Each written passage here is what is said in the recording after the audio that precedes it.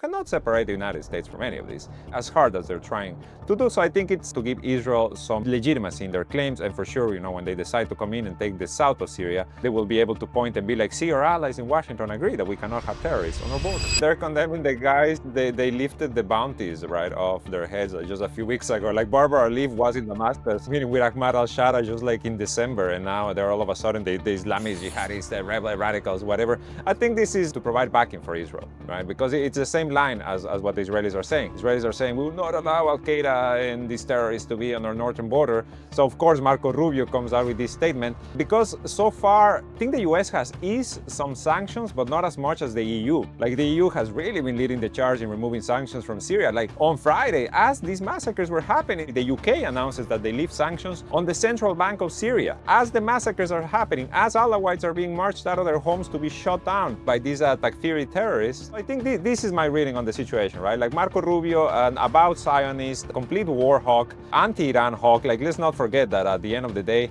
if you destabilize Syria, it's because you want to cut off the axis of resistance right down the middle. That's what they achieved by ousting Assad. That's what they are achieving by putting Sharia. And even if there were some still Alawite elements hoping to work alongside Hezbollah, because it was Hezbollah who was in Syria for years and defeated ISIS and defeated Al-Qaeda and pushed them away, now you have an excuse for it. First of all, the dishonesty, right? It's just like this profound dishonesty just from the Western officials about who their allies are. Like Giuliani was their ally since he became a thing.